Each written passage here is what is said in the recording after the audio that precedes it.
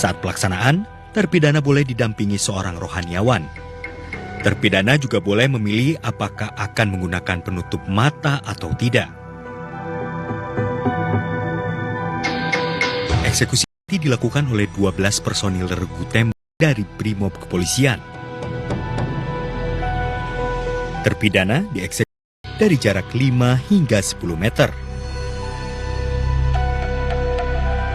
Anggota regu tembak mengambil senapan secara acak. Hanya ada 3 peluru aktif, sisanya peluru hampa. Terpidana juga boleh meminta akan berdiri, duduk atau berlutut. Jaksa dapat memerintahkan terpidana di tangan dan kakinya atau diikat pada sebuah sandaran. Pelaksanaan eksekusi dilakukan dengan isyarat pedang oleh komandan eksekusi.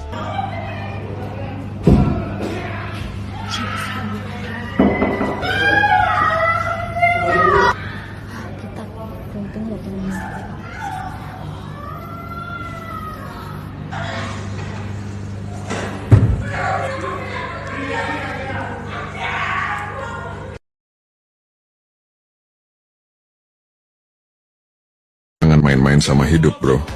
Setiap langkah ada risikonya. Dan sekali lo salah pilih, gak ada tombol reset. Ini bukan game yang bisa lo restart kapan aja. Hidup ini keras, gak ada ampun buat yang asal-asalan. Inilah 3 penyebab tersangka nekat membunuh uswatun hasanah. Pertama, tersangka Rohmat Trihartanto alias Anto 33 tahun dan korban uswatun hasanah 29 tahun ternyata bukanlah pasangan suami istri, baik sah maupun syiri. Mereka hanya menjalin hubungan terlarang secara sembunyi-sembunyi selama 3 tahun. Rupanya selama ini tersangka hanya mengaku-ngaku suami syiri saat ditanya tetangga kosan.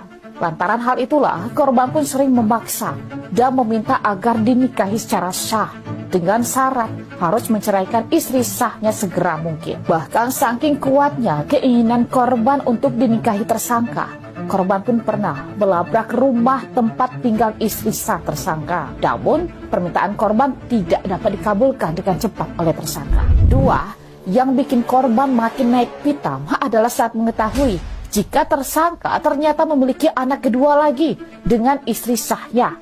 Lantaran sakit hati hingga muncullah sumpah serapah dari korban. Jika anak tersebut sudah besar, anak itu akan menjadi pesta. Alhasil ucapan korban pun kembali menyakiti hati tersangka.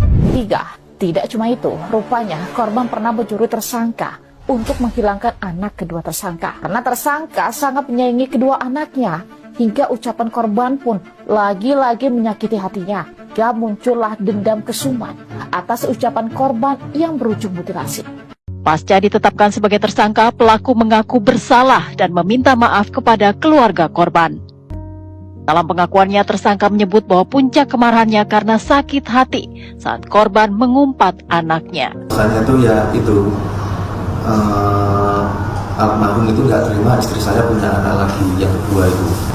Terus nyumpah-nyumpahin anak kamu lo perempuan. Suatu saat jadi akhirnya saya emosi itu. Terus saya sempat ada perlawanan, akhirnya ya saya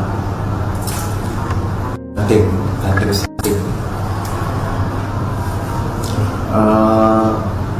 Saya ke kanan itu kebentur meja samping kasur itu.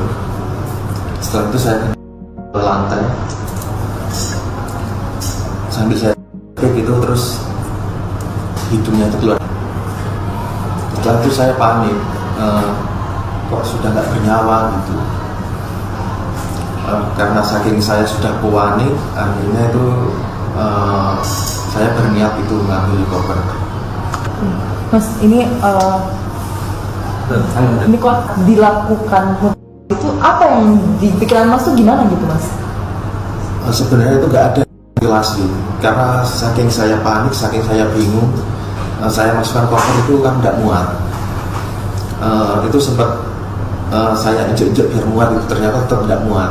Akhirnya itu saya potong. Pertama-tama saya mau minta maaf buat keluarga almarhum buat keluarga almarhum saya minta maaf. Saya bilang saya salah. Yo guys, balik lagi bersama saya tentunya Uki Kelvin. Nah, kita bahas di video kali ini segmennya masuk ke Uswatun Hasanah ya, yang ke pembunuhan yang ditemukan di Kopar guys. Nah, ini ada video katanya tak menyesal pelaku pengeratan di Ngawi katanya, belak-belakan ungkap sengaja menghabisi nyawa korban gitu loh guys. Nah, beritanya seperti apa? Yuk langsung kita simak bareng-bareng guys. Saya cak Itu kok rencana no mulai dino apa? minggu dan Minggu jam piro? sore. Ya apa caramu? Saya cak ya saya cak teman. Kamu telepon, Heeh, ketemuan di mana? di terminal Di terminal, terus kamu ajak ke Kediri. Kediri, setelah itu masuk hotel. Mampir rumah makan dulu, Terus masuk hotel. masuk hotel. Mari masuk hotel. Apa kok eksekusi di hotel? Iya. Iya, kenapa kok di hotel kok enggak lain tempat? Ya Alasanmu pas apa? tujuannya tuh ke Kediri kan memang mau Ayo. ke hotel itu. Ayo, biar enggak apa nek nang hotel itu kan aman. Hah? Oh, Enggak, sudah ada enggak niatan apa. emang. Biar aman ya. Terus Bentar, berarti emang dia tuh emang sudah ada niatan untuk membunuh si Uswatun itu ya. kon apa sih nek? Kena apa kok pateni kena apa? Ya sakit hati itu Kak Dina. Cemburu. Selain sakit hati apa mana? Ya masukin cowok di kos itu lah. Selain itu apa lagi? Ya minta-minta Matre. Iya. Hah? yang cuma minta-minta uang gitu loh. Ya, terus apa mana? Paling kuat alasannya apa?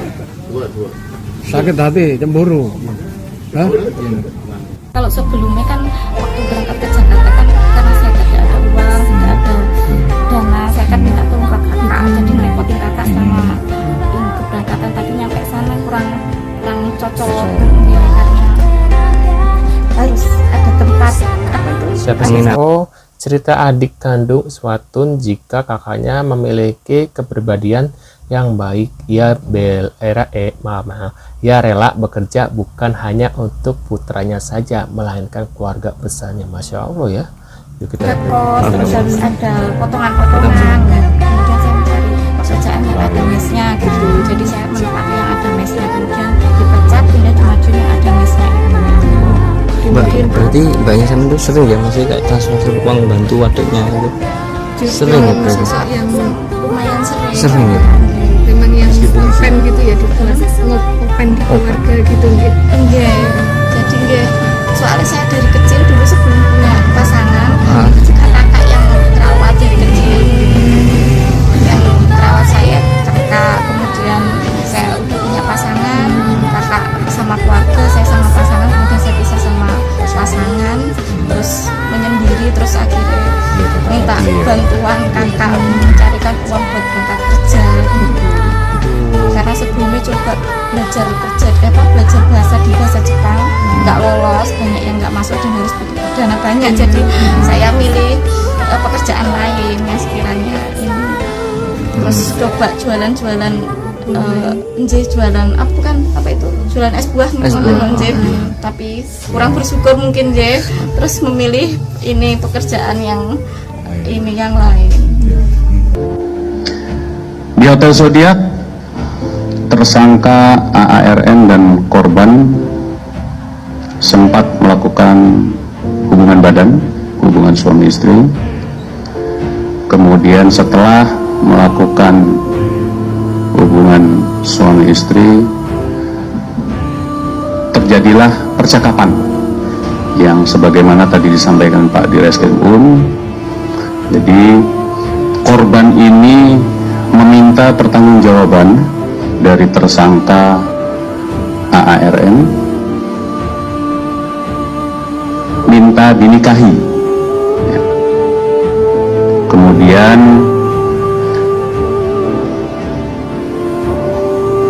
tersangka ARN menolak untuk bertanggung jawab atau menikahi korban, sehingga korban mengeluarkan kata-kata yang menyakiti hati tersangka, sehingga tersangka melakukan perbuatan membenturkan kepala korban ke tembok hingga berdarah. Kemudian pada saat korban tidak berdaya, tersangka membekap mulut, hidung, ya, sekaligus mencekik leher korban selama 10 menit sampai memastikan korban tidak bergerak lagi dan korban tidak bernafas lagi. Setelah itu tersangka keluar dari hotel untuk membeli koper.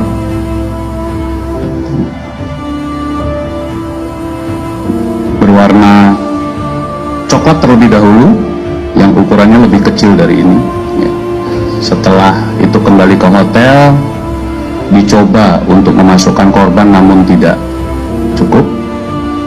Kemudian tersangka keluar lagi membeli koper yang ada di depan sebagai barang bukti, ya. Kemudian memasukkan korban ke dalam koper tersebut. Nah, itu dia guys pernyataan, dan menurut pendapat kalian gimana nih? Apakah kalian percaya dengan apa yang diungkapkan oleh pelaku ya saat diintegrasi sama kepolisian, dengan alasan bahwasanya dia sakit hati? Nah, kita kan nggak tahu ya apakah benar gitu ya, karena ya korban sudah meninggal, otomatis nggak bisa membela diri gitu loh guys ya. Jadi pelaku tuh bisa bebas mengarang cerita mungkin gitu ya, bisa mengarang cerita bahwasanya dia sakit hati ini, atau bisa jadi pelaku emang dari awal sudah merencanakan untuk mengambil, ya katanya ya aku dengar-dengar sih almarhum Uswatun ini dia memiliki uang ya, dan memiliki mobil kan, mobilnya si Uswatun dijual sama si pelaku, si korban ini ya, dijual sama pelaku ya. Terus korban juga si Uswatun ini punya rumah ya, lagi membangun rumah gitu ya, otomatis kan dia uangnya banyak gitu ya, karena dia juga membantu orang tua gitu ya, membantu keluarganya gitu ya, dan begitu juga menafkahi anak-anaknya. Siapa tahu gitu ya, pelaku ini emang mengincar harta ya, harta dari si Uswatun ini guys. Siapa tahu gitu ya, kita kan nggak tahu ya kebenarannya seperti apa, apakah yang diungkapkan dari pelaku ini adalah benar gitu loh. Nah, kalian gimana nih? Kalian percaya dengan apa yang diungkapkan oleh pelaku, atau kalian sependapat dengan aku ya, jangan-jangan dari awal emang si pelaku ini mengincar harta dari si korban, makanya dia menjual mobil dari si korban ini guys. Nah, menurut kalian gimana? Tulis di kolom komentar seperti biasa.